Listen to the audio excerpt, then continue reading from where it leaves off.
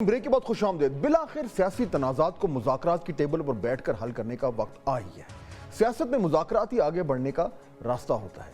آج عوام کو اس وقت ایک اچھی خبر سننے کو ملی جب معلوم ہوا کہ تحریک انصاف نے مذاکرات کے لیے حکومت سے رابطہ کیا ہے اور تحریک انصاف مذاکرات کے لیے اپنی پیشگی مطالبات سے پیچھے ہٹ گئی ہے اور اس نے 9 مئی اور 26 نومبر کے واقعات پر جو جوڈیشل کمیشن بنانے کا مطالبہ کیا تھا، یعنی ہم کہہ سکتے ہیں کہ حکومت اور تحریک انصاف کے درمیان رابطے اب بہت حد تک بحال ہو گئے ہیں۔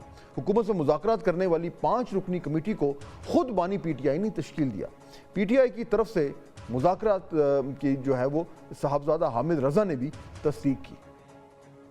رکنی کمیٹی کے پاس مینڈیٹ ہے جو بھی مذاکرات کرنا چاہے، ہم معاملے کو مذاکرات کے ذریعے سیٹل کرنا چاہتے ہیں، and it is nothing new. باقی مذاکرات کے حوالے سے ڈیولپمنٹ دیکھیں، آج ہوپ فلی انشاءاللہ میٹنگ ہوگی، ابھی تو اپنی ضمانتیں اور ان معاملات میں پھنسے ہوئے ہیں۔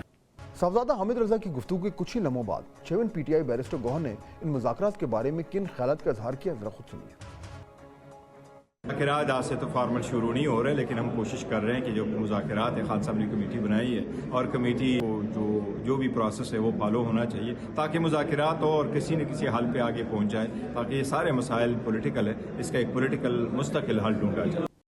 یہ تو تھی بیرسٹر گوہر کی پارلیمنٹ کے باہر گفتگو۔ پارلیمنٹ کے اندر بھی بیرسٹر گوہر نے مثبت اظہار خیال کیا اور کہا کہ بہت ہو گیا، اب وہ اس ایوان میں مذاکرات کر کے اپنے اوپر ہونے والے ظلم کا حساب چاہتے ہیں۔ اب 9 مئی کی دھول جو ہے وہ بیٹھنی چاہیے۔ ساری گفتگو سے یہ بات صاف ظاہر ہو رہی ہے کہ پی ٹی آئی کو اب کچھ حد تک شاید یہ احساس ہو رہا ہے کہ مذاکرات کے بغیر معاملات کو جو ہیں سلجھنے والے نہیں ہیں، لہٰذا مذاکرات کی ٹیبل پر ہی بیٹھنے میں اس کا مفاد ہے۔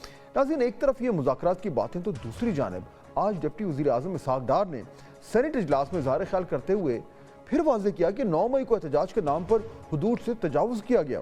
پروپیگنڈا کرنے والے 2018 کے الیکشن کی بات کیوں نہیں کرتے، انہوں نے یہ سوال کیا۔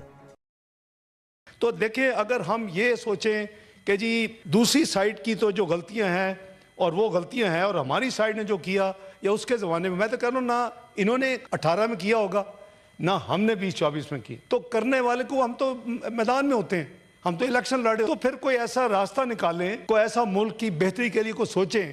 ادھر حکومتی ذرائع نے بھی پی ٹی آئی کی رابطے کی تصدیق کی ہے اور کہا ہے کہ مفاہمت کی فضا پیدا کرنے کے لیے پی ٹی آئی کی مذاکرات کی پیشکش قبول ہے۔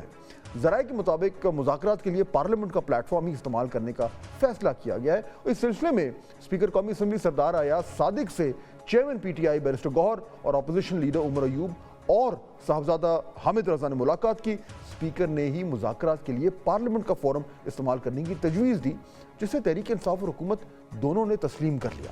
مذاکرات بغیر کسی پیشگی شرائط کے ہوں گے۔ فریقین جلد از جلد جو ہے وہ مذاکراتی کمیٹیوں کے اراکین کا نام مشاورت سے دیں گے۔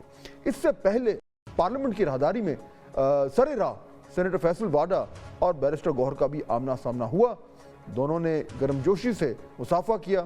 فیصل واڈا نے بیرسٹر گوہر کو ایک اچھا انسان بھی قرار دیا۔ اس سے بھی اشارہ ملتا ہے کہ شاید اب مذاکرات کے لیے ماحول جو ہے